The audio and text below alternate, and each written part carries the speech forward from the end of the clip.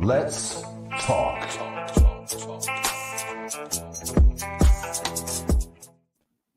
Welcome to Let's Talk, a call-in show on the Skeptic Haven channel. Let's Talk is a safe place for atheists, those questioning or leaving religion, and anyone that wants to ask questions and have respectful discussions. From the U.S., call us at 984-789-4787, and from outside the U.S., call in from your computer using the URL on the screen.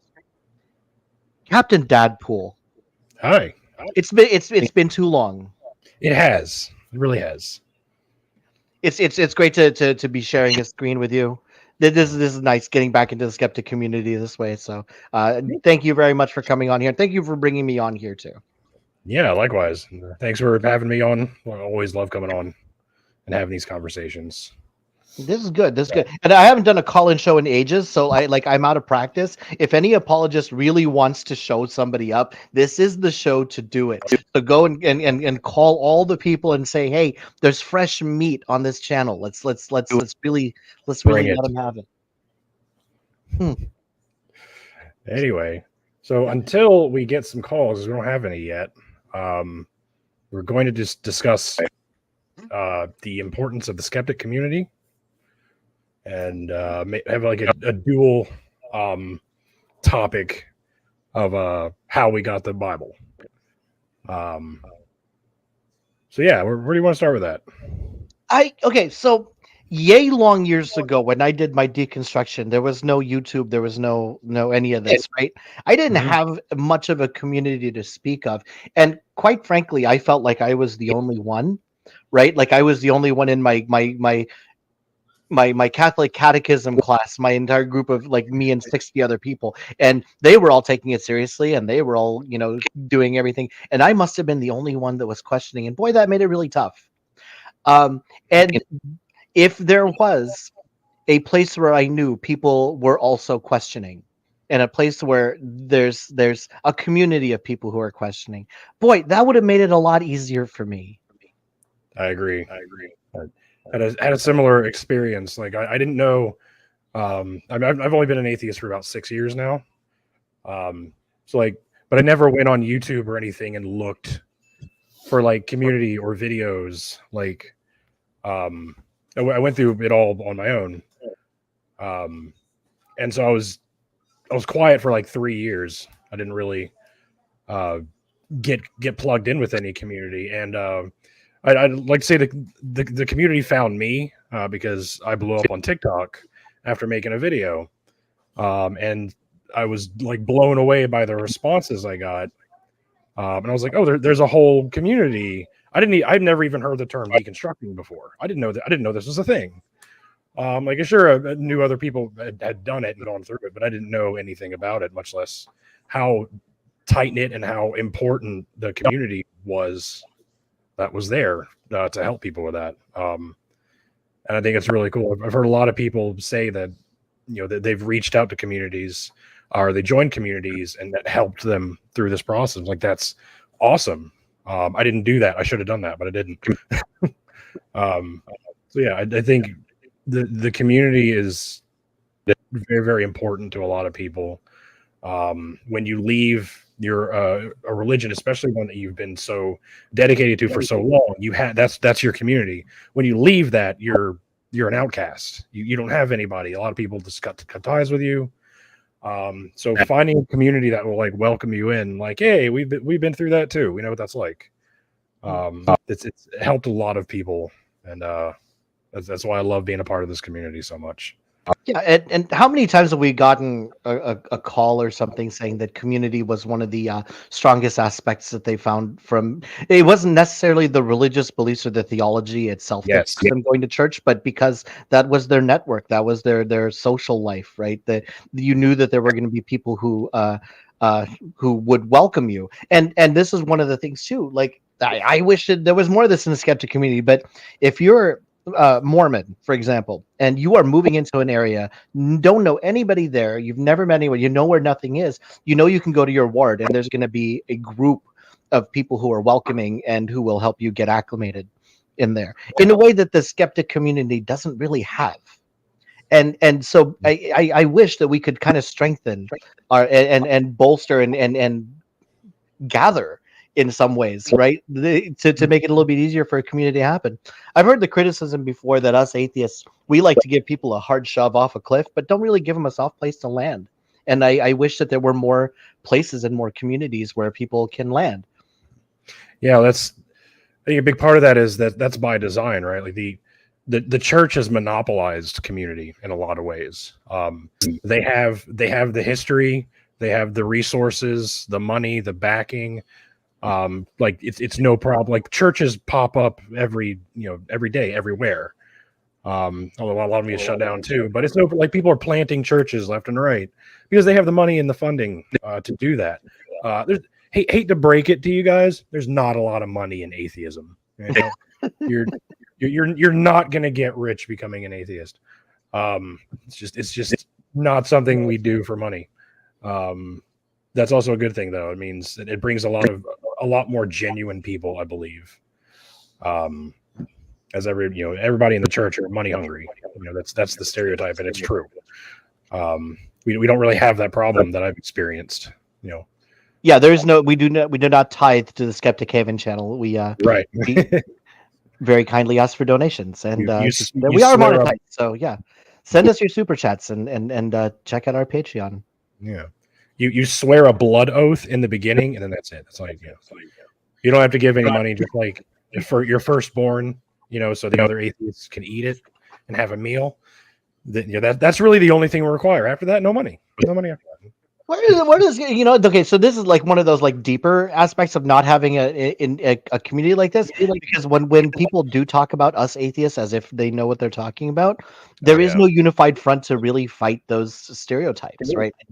I have no idea how baby eating became one of them, but it is, right? Yeah. And at least that's hyperbolic enough that people probably know that it's not real, but there's enough other ones out there where there's no one atheist voice that is speaking up and saying, hey, wait a second, that's not us. This is what we really are.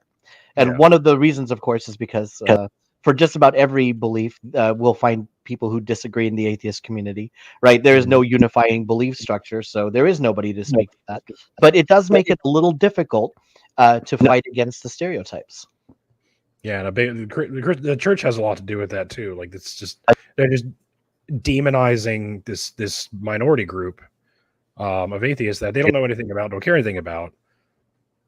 But and we're not big enough and we're not loud enough that we're going to fight back. They can say whatever they want about us, especially to their much larger congregation. I've seen it a million times in my church that I grew up in. Like, atheists believe this, they think this, and now I'm like, Ken Ham does it all the time. Ray Comfort does it all the time. And they know better. Like they've had conversations with like Dawkins and Hitchens and things like they could more accurately represent atheists, but their content's not for atheists. It's for their congregation. So they can say whatever they want, even though they know better. Oh, and how many times have you gotten that too, where somebody meets you and then they find out you're an atheist and say, "Oh, I never would have thought you're an atheist. You're far too nice." Yep. To be an atheist. Like, well, you know what? Get to know us, and that's why I love shows like this and the fact that we're putting ourselves out there. You want to know what atheists think? You want to know what we believe? You want to know our basis for morality? You want to know why we believe what we believe? Call us. Just ask us. Yeah. And speaking of calling, we do have a call. Ooh. Don't have a name, but we'll see. And we're doing this a little bit different than last time. We'll see how this works. This is my first call in like 3 years, so let's see what we got. I'm excited. Hello? Hey, how you doing? Hey, how's good? Oh, what's your name, sir? This is Jesus Tales. I'll just go with that. Oh, hey. All right. Okay, yeah. So I was going to ask you if you've heard of Dennis McDonald's breakdown of various gospels using the Homeric epics. Yes, I have. Source for the gospels. I have that book right next to me, actually. Oh, wow, cool. Yeah. All right. The thing I wonder is does anybody see this in the Old Testament too? In the Homeric epics, not so much. But you can see other myths that have similar elements in the Old Testament, like the Enuma Elish, the Epic of Gilgamesh. You see other, similar stories like there's a flood, there's a creation narrative where a god creates the universe in so many days. And a lot of these accounts are much older than the Hebrew Bible. So yeah, you can see a lot where some of these stories were borrowed. I don't like using the word plagiarized because that's just not how literature worked back then. Myths just kind of circulated and people navigated, and the myths got blended together. So those myths just kind of naturally became a part of their own backstory, and they wrote them down, and that's what we got. And then we discovered older myths that are very similar later on. But yeah, there's definitely some similarities like that. Yeah. Yeah. So what I see sometimes, like I see patterns a lot of times. Maybe it's parallel mania or whatever. But like Zechariah 9-14 has a lot of references to the Absalom's rebellion or the succession narrative from Samuel, and it seems like they're using the same process, mimesis, as you see in the New Testament, talking about Old Testament stories. Yeah. There's a lot of that. I'm not familiar with that passage specifically. I'd have to look into it. But yeah, I can believe there's hundreds and hundreds of examples like that. You look at the Baal cycle. There's a hierarchy of gods, and there's like messengers that are angels. There's a great feast, up in the heavens. Yeah, it's really, really interesting stuff to get into. It's really fun, and there's so much good literature on it. Right. Like Mark S. Smith does a whole lot on that. I love his work. Dr. Dan McLeod talks about it a lot. I've talked about it a bunch. I actually did a whole presentation on that at the American Atheists Convention last year. Talking about all the different gods that are mentioned in different literature that were kind of assimilated together. But yeah, it's very, very fun stuff. Yeah, I noticed, like Jonah, for example, it has a poem in the middle of it. There's been some speculation that the poem was the earlier part, and it inspires the rest of the story. As a matter of fact, I don't even think the poem even talks about Jonah, but it talks about going down to Seoul for 3 days and then rising back up. Yeah. I know what you're referring to. Yeah. Yeah. And, there's a lot of the Bible stories seem to be inspired by the prophets. Like there's a lot of authors out there, scholars who are talking about maybe the prophet stories came first, and then all the stories like Moses and stuff like that were built up after, That's exactly right. You got to remember, like, not many people were literate in the ancient world. So a lot of these stories and myths circulated in like a thematic style, like a poem or song, and then eventually, more was added to them, and they were placed in the text, and then things were added around them. Or sometimes a story they had a story already, and then they found this other poem and they just stuck it in the middle somewhere. That's maybe what happened there. But yeah, something like that would be much older. Do you think the stuff that made it into the Bible was part of the common folks' storytelling around the fireplace? Or do you think it was more the high elitist people? I think it was more a story. I think it was more a fireplace thing. I mean, there were a lot of high priests. Like, it's kind of a bad stereotype at atheists, like to say that the Bible is written by Bronze Age sheep herdsmen.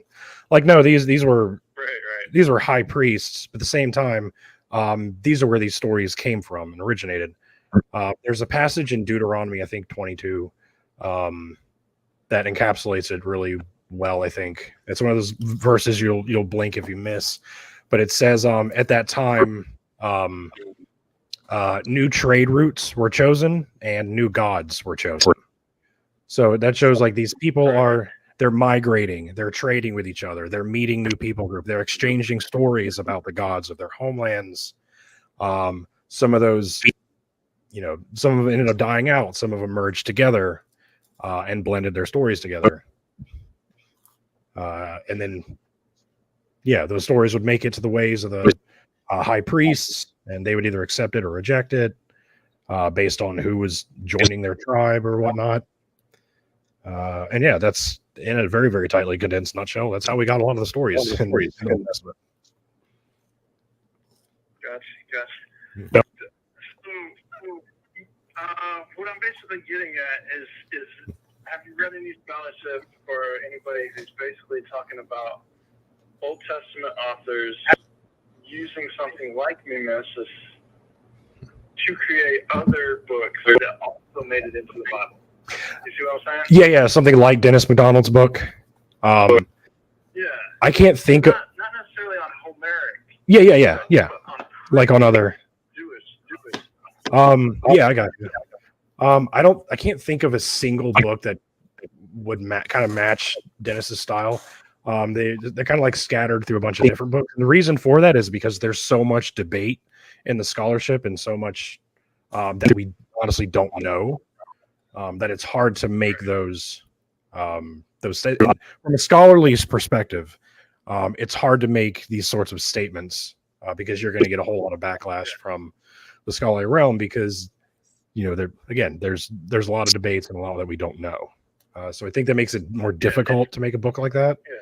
Even Dennis's book has gotten a whole lot of scrutiny. And I frankly, I agree with a lot of that scrutiny. And I think he reaches a lot in some of those instances. But that's kind of what happens when you make a book like that, making these claims, you're going to get pushback. So a lot of scholars like to make sure that their information is accurate before they start writing on it. Sometimes they don't do that. So, sometimes they just write the book anyway.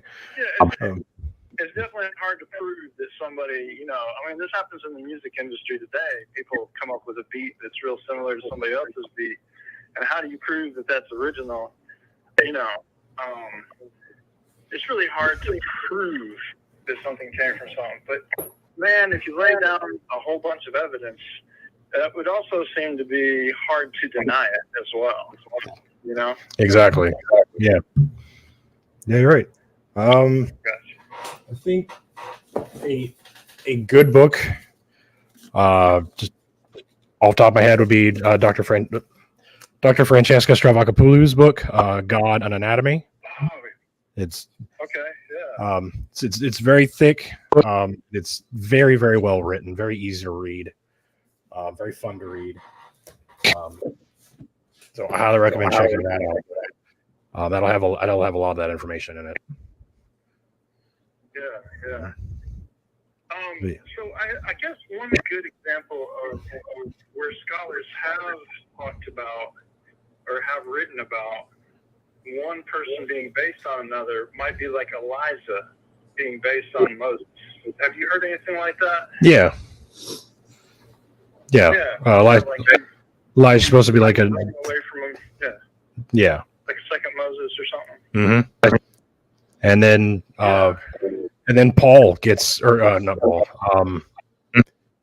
John the Baptist is called the next Elijah in the New Testament. Right. In the Synoptic Gospels, anyway. In John's Gospel, Jesus says, no, he's not the next Elijah. But in the Synoptics, he says he is. So it's one of those fun. Yeah. It's definitely, And to me, it looks. Have you heard of Brody's work? Where he kind of basically says that Jesus of Nazareth is a second coming of Elisha. No, I haven't heard that before. Oh, Thomas Brody, he's great. His work specifically.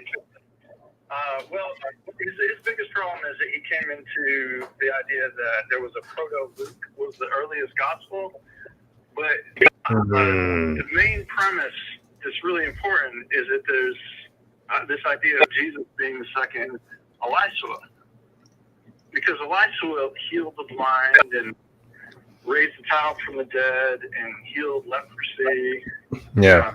He actually did a feeding of the multitude that is exactly where the gospel writers get the feeding of the multitude story from. Mm-hmm. Like, if you read it, you're like, oh, they get it from here. Absolutely. You know? Yeah. So, go ahead. Yeah. So, excuse me, I'm a little nervous here. I'm doing the case.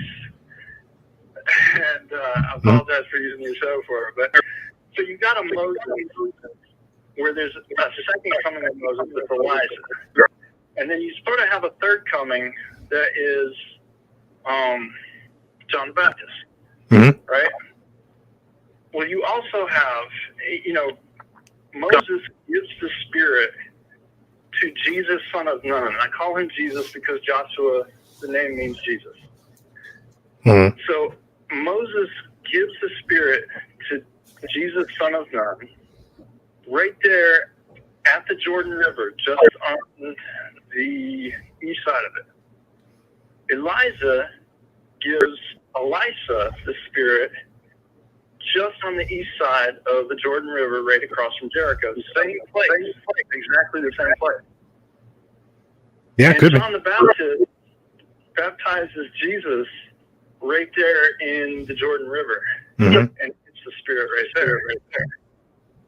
So they're getting the story from the previous versions of what I call previous versions of Jesus in the Old Testament.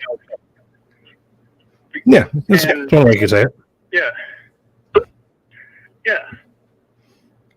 I've actually listed out like 95 things of Mark's Gospel that come directly from Old Testament Jesuses, if you count Elisha as an Old Testament Jesus. Oh yeah. It's just, yeah. They tacked a lot of the reason they did that, they tacked a lot of the deeds and attributes that the prophets performed. They tacked it onto the myths about Jesus in order to appeal to the Jews because they wanted to convert the Jews. Didn't work all that well.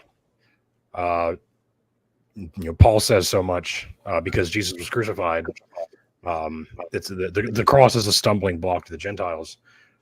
So they had to make the case that Jesus fulfilled prophecy, or he was the next Moses, or he was the next, or we were talking about Jonah. Jonah's being swallowed by a whale for 3 days was like a prophecy about Jesus dying for 3 days. So they tried to connect Jesus to all these stories from the Old Testament or Hebrew Bible to try and convert people and be like, this is the next prophet, but he's like the last one, so yeah, that's a big reason they did that, especially in Matthew. Yeah. By noticing the patterns in the Old Testament, there's another Jesus in the Old Testament, Jesus, son of Jehoshaphat, and his precursor is Jeremiah. Okay, and so each of these narratives, like the Iliad and the Odyssey, are used to create Virgil's word, the Aeneid. I'm not sure how to say that word. The Aeneid. Not sure. So the entire Moses Jesus narrative is used for Elijah and Elisha, and also for Jeremiah, Jesus, son of Jehoshaphat. And what happens in both Jesus Nun's case and Jeremiah's case is that they're rejected by their hometown. Their hometown wants to kill them. And 40 years later, the king of Jerusalem is killed. And that is exactly what happens to Jesus of the New Testament, Jesus of Nazareth. Yeah. So I would propose to you that the original Gospel of Mark wasn't really a religious work, but it's a discussion about what happened to Jerusalem, because he's writing it immediately after Jerusalem fell. And choosing the character Jesus because Jesus is intimately tied to the fall and rise of Jerusalem. Yep. That's certainly possible. But anyway. Yeah.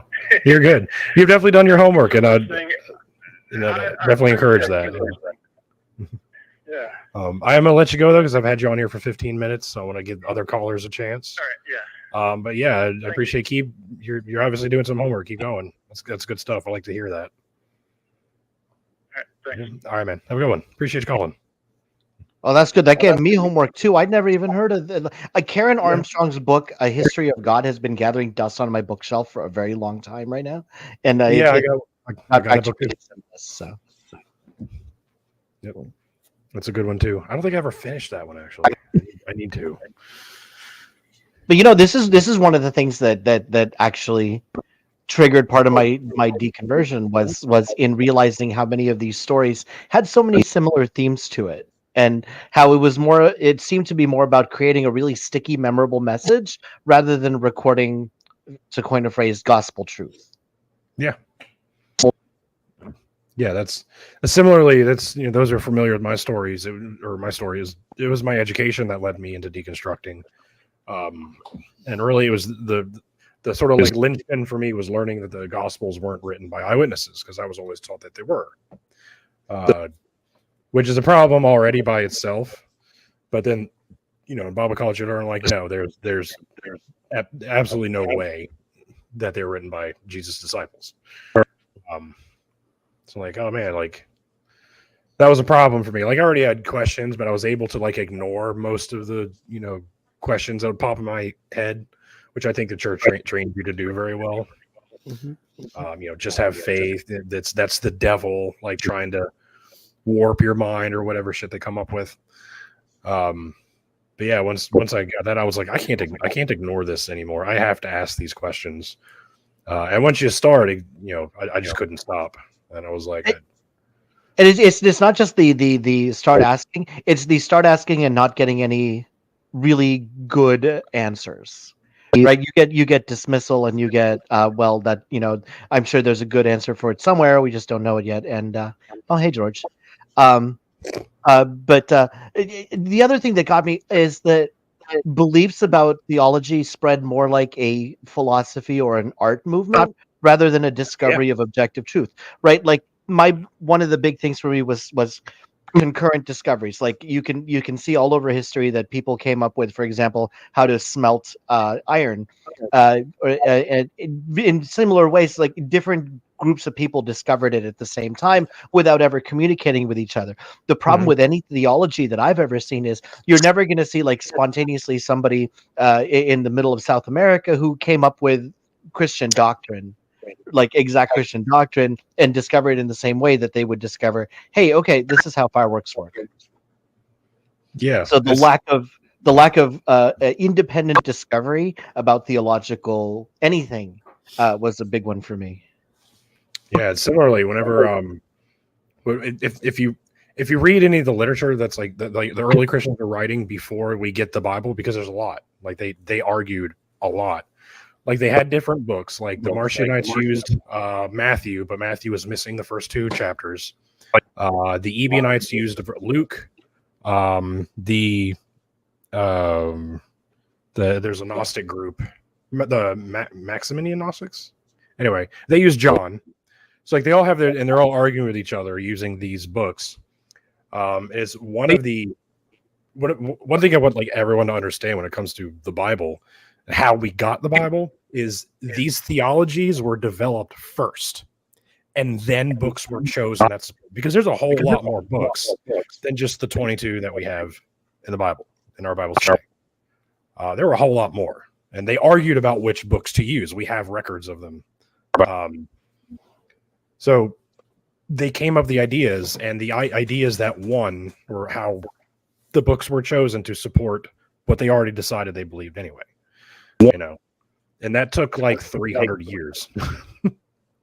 300 years of Christians arguing about what they believe about what kind of body do we have after we die. And if we lose a hand, do we not have a hand in heaven? Like that's the things that they're arguing about. Do we have a physical body, a spiritual body? They're all arguing about these things. And eventually the loudest ones won. Yeah. The most fun thing ever is hearing different groups of Christian denominations argue about theology. It's like if you ever want to have a good like probably people's idea of a good time varies differently from mine, but listening to discussions about what is heaven actually like and what kind of baptism actually matters, it comes across as more of the way you would analyze how good someone's fan fiction is rather than the actual exploration of objective truth. It's one of my favorite examples is a book called The Apocalypse of Peter. It's a mid 3rd century book. It was not included in the Bible because it was considered heresy, but it was the first time we had like a vivid, detailed description of hell. It describes heaven as a land flowing with milk and honey. It describes angels as having long hair, white robes, singing in a chorus. Those things are not in the Bible. Those things are in. We've all seen those images of angels. Oh, that came from the Apocalypse of Peter, a book that's not included in the Bible. It was considered a heresy. So it's hilarious how we see all these, famous images of like heaven and hell and angels and demons and what the devil looks like. This is where I came from. This one book that somehow they threw away, but they kept some of the ideas. See, for some reason, I thought it was Dante's Inferno is where we get a lot of our idea of what hell looks like, or other forms of Renaissance art. So I'm going to look into this Apocalypse of Peter. I'm hearing about this that was much later. The Inferno was like a much more like expanded version, and it came like 800, 1,000 years later. I can't remember exactly now. But the Apocalypse of Peter is very similar. Like it describes like people being hung by their hair over the fire when the demons are like stabbing their feet. If you're a woman and you had an abortion, your aborted fetus was tormenting you while you were boiling in like excrement, like really detailed like descriptions like this. Wow. Okay, yeah, that's definitely going on my reading list. It's right there after A Case for Miracles by Frank Turek. Oh Lord. Oh man, you have fun with that one. Look, you know what? You cannot disagree with a position until you know what it actually is, right? That's just responsible. It's okay to say that you don't like the Twilight series, but it's not okay to say you don't like the Twilight series if you've never actually read the Twilight series. George, don't even worry about the capitals. Please call in, like, talk to us. Yeah, we're here. We're ready to listen to you. Let's see what you got. I mean, don't like call in all capitals. Don't like scream. Yeah. Yeah. Make sure you talk in lowercase numbers, please. Yes, use your lowercase voice. Yeah, lowercase voice. Gallery. Library voice. Yeah. No, this is good because I'm not a very well-read atheist. You guys talked about all these books and all this. It's like I'm not, because my concern more is about social atheism rather than historical atheism. So it's kind of cool to be able to talk. Oh, and Susan comes in with another book suggestion because I have this kind of time on my hands. So yeah, Heaven and Hell by Bert Ehrman is a very good one too. I did. You just go ahead and flood me. Like hit up the Discord after plug Discord. Hit up the Discord because I need more reading material, and the more I can read. You have this. For those anyone who has me on TikTok, if you go into my bio and my description, I have a reading list on there you can look at. And my TikTok is nothing but me arguing with vegans. So definitely give me more. Give me more fodder. I need to get back into shape and get these conversations going again. Yeah, like you're saying, like you're much more involved in like the social aspects of atheism. Like that's great. Like there's atheists that like talk about like philosophical, get really deep into philosophical issues. Some that like break down the science really well. This is like every one of these, like, I don't know how I feel about the term counter apologist, but those of us who like talk about religion or talk against religion and about our experiences all have our own little niche in the community. So I'd love like getting to talk to Aaron Ra about science or talk to Matt Dillahunty about philosophy. Like, I don't know much about this stuff, but I love hearing people talk about what they know a lot about and what they're passionate about. No, and that's fine. It's nice when you who was it? Like Gutsy Gibbon has a fantastic niche also, science educators in the community. Yeah. And I think it's very important. And I asked once, what should come first, learning the science or learning how to teach people the science, right? Because those are apparently two completely different skills. Oh yeah. Yeah, to be learned at something and then to be able to speak eloquently and convincingly about it. Yeah, that's Speaking of a good. speaking convincingly, George, give us a call, please. That's one thing I always remember being told in school is learn a topic like you're going to teach it to somebody else. Like pretend like when you're studying a topic, like pretend like you're going to be giving a lecture on it. No. And I think that's great advice because that makes sure you get the fundamentals down. Because that's a big mistake I see people make is they get into the weeds of things before they get the fundamentals down. So you can usually tell when someone's just quoting something that they read in a book and who has actually done, recreated the research that got that book, or that was in that book, Right. I'm just Regurgitating the talking points as opposed to like actually understanding. right. Yeah. So like Bart Ehrman, we're talking about Bart Ehrman in the chat. He talks a lot about our earliest manuscripts, right? Like this passage is not in our earliest manuscripts. This one's not in them. This one's not in them, right? I can read Greek, so I go back and I look at those manuscripts and I read them, and I'm like, oh wow, he's right. It's not there. Not because I think he's making anything up. There's something to be said about recreating that research that makes you more confident in talking about it.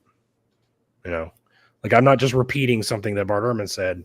I'm doing the research that was required for him to say that. And he's not the first one to say that. It's just the most well known. But like, go back and recreate the research. It is where I'm entirely lost because anytime anybody says, "Well, in the original Greek or in the original language," like I have no idea. Like I they could be making anything up, and I would have no way of double checking that. So right. Well, we got a call. Ooh. From George, him from Connecticut, Roman Catholic. So maybe he'll give us some good questions. Let's see here. Hit talk button. I was praying my chaplet Hey. of the divine mercy. Hey man, I just got you. I just got you on the phone. Are you in the middle of a story? How are you? It's a pleasure Sorry. to talk with you. No, I'm not gonna be talking in capitals. See, I write in capitals because I'm legally blind. See how I became legally blind? Oh, now I feel like a dick. Oh no! Believe me, I will never get upset about it. It was a joke. It was funny. I don't give no anger because I don't believe in anger. See, what happened was on December 10th, 1999, I was a victim of an assault by 10 guys that were on all kinds of alcohol and a massive amount of acid that they put in their eyes, liquid acid. So they annihilated me, and I had to be lifestyle at the Providence Hospital over in Providence, Rhode Island, because my whole head was open and my brain was showing. Bottom line, my heartbeat went to zero. So what happened is by God's glory, I'm still talking to you right now because the doctors told me I'm supposed to be dead. My heartbeat went to zero as the helicopter was landing down to the hospital grounds. Now, here's the thing.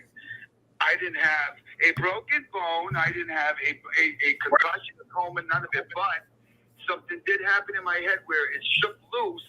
So they said something could happen some years down the line with my vision. Well, now here it is. I'm 20 over 1,600. I'm 400 away from being blind. So that's why I write in capitals. I apologize to everybody for the capitals, but it does help me immensely. That's why everybody that knows me, when they write to me, they write in capitals because it does help me immensely. I don't do it to be a jerk, but here's the thing now. So then we move on some years. And I'm going to explain to you right now. And now I want you to think about what happened on December 10th, 1999. And believe me, I want everybody to Google it because you can Google it and you will see what happened to me. It's not me just saying this in words. I don't think anybody should be sitting there getting off on that because that wouldn't be funny at all. That'd be sick. Like I said, the date is December 10th, 1999. And when you Google it, my name is George Louis Gagnon Jr. It happened in Hopkinton, Rhode Island. Okay. As for the zip code, I don't know the zip code. I believe you. I don't think you're making it up. Okay. Yeah. I was a victim. I was a total victim. They had a high-speed chase. They got all 10 of the guys. They all got arrested. However, I had to be lifeguard because my whole head was open and brain matter was everywhere. I don't want to gross everybody out. But we move on. Then, on August 26th, again, Google this, on August 26th, 2017, up the street from my house, there's a road called Route 184, which goes up to Mystic Pizza 2. I was walking because it was a beautiful day, so I was going to meet my friends up at Mystic Pizza 2. As I was walking, again, this is, you can Google it, you will find everything. George L. Gagnon Jr., August 26, 2017, in North Stony, Connecticut. As I was walking, I was hit by a motor vehicle driving 60 miles an hour. Now, here's the thing. The two oncoming cars were the state cops. Witnesses, I didn't even know it happened. Now, the two oncoming cars, my brothers in Christ and my sisters in Christ, in Jesus' name, they said to the state police, two different cars that did not know each other, both drivers did not know each other, two different cars, said that through their windows, because it was August, and you know, out here it does get blazing hot, so they had the air conditioners on. However, this is what they heard through their cars. Two different people, two different drivers that didn't even know each other, the same story to the state police. They said, "Ah!" Boom. Now, I would have thought that, you know, me walking, I wasn't sitting there yelling and everything, so I wouldn't have been able to hear something like that. I was walking. But while I was walking, it was 3 o'clock in the afternoon, and I was praying the Divine Mercy, which I pray every single day before that day, on that day, and still every day. And I will pray that for eternity. Now, here's the thing. Again, I wasn't yelling the Chapel of Divine Mercy. I was praying it quietly while I was walking. They see my rosary beads hanging down. Both drivers of two different cars again. And they told the state cop the same exact thing. They said, as they looked at me, that my eyes looked like they were crystals. And then all of a sudden, bang, the car comes right up and hits me in the back, and I go flying up in the air, do a flip around, come down, land on the hood. Now remember, I don't know any of this is happening. The last thing I'm doing is praying the Chapel of Divine Mercy. Should have I heard that the vehicle, the way the two oncoming cars said? Absolutely. But here's the powerful thing. I flipped from both cars as they gave the report, which the report is still there, and you can look that up too because everything is all public records.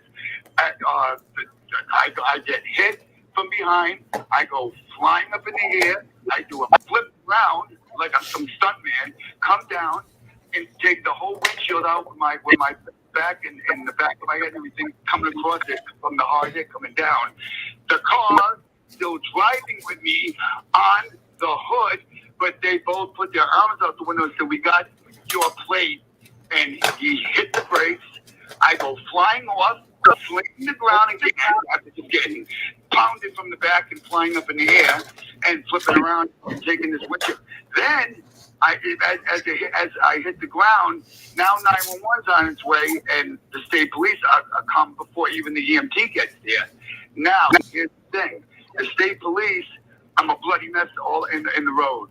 Bloody mess. There's pictures from the cops taking the pictures. Now, here's the thing. The EMT gets there. When the EMT gets there, checking the pulse, checking the heart, no pulse, no heartbeat. Now, they have it recorded as how long I was in the road before they even got there, because the cop, of course, has to time everything and put everything down. Otherwise, he wouldn't be a correct cop. And I'll tell you something. The state of Connecticut police are definitely phenomenal police. God bless the thin blue line. And I'm going to tell you right now. So, but they have it written on the paper, on the paperwork, had no heartbeat, no pulse for 7 blessed minutes. Nothing. Okay? Now, all of a sudden, next thing you know, my eyes opened up. Now, remember, the last thing I'm doing is praying the Chapel of Divine Mercy, my brothers and sisters in Christ. And all of a sudden, I hear, "What's your name?" Now, the last time I was walking, there was no one walking on either side of the street. It was me by myself and cars coming up both ways. I was not on the road. I was on the grass. That's why the car got the ticket and everything, because I was doing nothing wrong. But that's not what this has to do with. This has to do with the glory of God. So bottom line, all of a sudden, I hear, what's your name? So now, I'm going, George. And I hear, what's your last name? Gagnon. Now remember, again, nothing was on the show. I'm sitting here dumbfounded because I'm wondering, what in the world? And I'm still praying the chapel of divine. And all of a sudden, the EMT said, we got him. We got him. And I hear, what? And I hear clapping, and I'm sitting there going, what in the world is going on? But then I realize I'm looking up. I'm not looking straight up across anymore like when I was walking. And then I hear, what? Who are you? And he goes, where are you right now? I said, I'm in North Thornton. I'm on the way to the Mystic Pizza too. He goes, no, you're not. I said, what? And I'm still dumbfounded because I'm looking up. And now I'm realizing something's not good. And he goes, you were hit by a car, George. You are. So you had a near death experience. Oh, absolutely. And I'm going to tell you that right now. Okay. Bottom line, when I'm getting rushed into the ambulance and they're flying me to Wesley Hospital, all of a sudden I have no idea that they got this big thick cloth in the back of my head because from taking the windshield out, and then flying off the car because the car's driving me after he hit me still, like I'm just this bird that he happened to hit that flew and hit the windshield, but except it wasn't, it was me because he just got done nailing me at 60 miles an hour. But that's given forgotten, whatever. But anyway. Hey, George, sorry, I had to mute you because I want to get a word in, but I don't want to be rude. Can you wrap this story up real quick? We got another caller. Yeah, we got another caller. So feel free to tell your story, but don't make it too long. All right, you're going on 9 minutes now. Yeah. Plus, I want to get a good response in too. Doesn't sound like you've taken a breath yet, so I wanted to make sure we're getting to the end, and then we can respond. Yep. All right, there you are. People that have been hit at over 50, never mind 60 miles an hour, straight on into your back, and you flip around, come down, have no heartbeat, no flow. While I was praying to God by mercy, that is still alive, all by the power of God in Jesus' name. And on that day, when I came out of the hospital, I had to be in the hospital for a week because I was bleeding from my kidney, internal bleeding, and they were worried about I was going to die on that one too. But God, and only with God, all things are possible. Nothing is impossible. You're in all my prayers and all my rosaries. Now I'm a Franciscan friar, and guess what? My life wasn't good in the past, but everyone is everyone. All right. Appreciate you, George. I'm gonna let you keep talking in backstage, and we'll respond. I don't know if you'll hear or not. Well, Puck, what I'll let you handle this one. I feel like I didn't. Okay. So like I want to globally address why stories like this are not convincing to us atheists, right? Because we can never mind the fact that we are all very hazy in coming up with details. Like I couldn't even tell you what happened on my drive home from lunch today, right? And yes, there is something to be said for the more significant the event, the more reliable memory is in certain cases. But we could grant all that. We could grant the story happened and everything. Unfortunately, a subjective experience is just that. It's the experience that you had. It's the thoughts that you were having. There's no way we can share that, and because of that, there's no way we can we can come to any sort of agreement about the attribution of it. What actually gave you what happened there? And I think he was saying at the end that he was sure that it was because of the power of God. Unfortunately, there's no way we can really find out if that is really God that did that. So it's for that reason that I validate that something incredible happened to you, and because of that, it caused a change in how you approached life, and it changed the way you did things, and that's absolutely valid. Whether or not it was the God that caused it, that's where we can't follow you. If that makes any sense, yeah. Yeah, absolutely. There are a million miracle stories that we can't explain, and it's all. Trust me, bro, this horrible thing happened to me. And the reality is, the body can handle a lot more than we think it can. And yeah, like you said, there's no way to demonstrate that this was a divine intervention and not just you survived. I have a friend who said he made 2 genuine attempts at taking his own life, and neither of them worked. So God must have a better plan for him. I don't want to be cruel, but go put a gun in your mouth and pull the trigger. See if God stops you. Like, Right.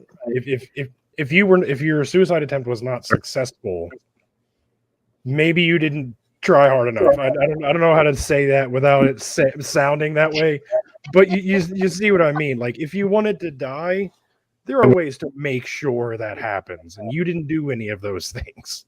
Right, and I would like to think that if there is a God out there, that he could find some way to transform lives and change your outlook on life without causing you to get hit by a car first. Yeah, right? Like maybe there's a better way to do this, but that's just beside the beside. Yeah. But if any theist calls in with a miracle story, the reason it's not going to be convincing is because we can validate every single part of it, and you still wouldn't have a way to tie it to the God that you believe in. Yep. But that's just me. Yeah. We got one more call. From Iowa. I don't have a name or pronouns or anything, so we're going to go in blind here. They've been waiting patiently for about 15 minutes. Hello. Oh, hi. Hey, I'm there. actually your call screener. Oh, are you? Oh, you were in a... Well, never mind then. I was looking at the wrong... Well, then, goodbye. Thank you very much to all the crew that behind the scenes who are helping put this all together. Couldn't do this without you. Yeah. Captain Yeah, Dadpool and I, the only reason we're up here, we're just eye thank you. candy. There's a battalion of people behind the scenes making it all happen. They're the ones in chats with the wrenches, so be nice to them. Tip them well. Just wanted to call in and say you're doing a great job back there. We appreciate it. That's all that was. What a mess. Nothing but professionalism here at Skeptic Haven. This is good. This is a good coming back. I hope I get to do this again with you guys. Yeah, me too. It's always fun. Really, I'm only here because of several very carefully placed bribes to the producers of the show. Grease a few palms and end up on camera. Yeah. So with all that money we atheists get for converting to atheism, we get massive payouts. Like as soon as Oh, they lied so bad when they said that a life of atheism is a life of debauchery. Like there weren't nearly as many drunken orgies as I was led to believe there would be. Yeah, still have not been invited to an orgy. Like what's going on? Like, come on now, this is happening. I want to know about it. George, I'm glad you chimed in with that, and I want to address this, and I want to say the same thing that I said before. Okay, we could grant all of that, but there is very little difference in, for example, you believing that Jesus wants something different for your life and Jesus actually wanting something different for your life. Okay, they would both have the same effect on you. So the reason why that isn't convincing when people say that their lives were changed because of Jesus is because there's functionally no difference between Jesus actually changing your heart and you changing your heart because of what you thought that Jesus wanted from you. Well said. Yeah. Sorry. Like it shouldn't rely on a traumatic event or a near-death experience for God to prove that he exists or loves you or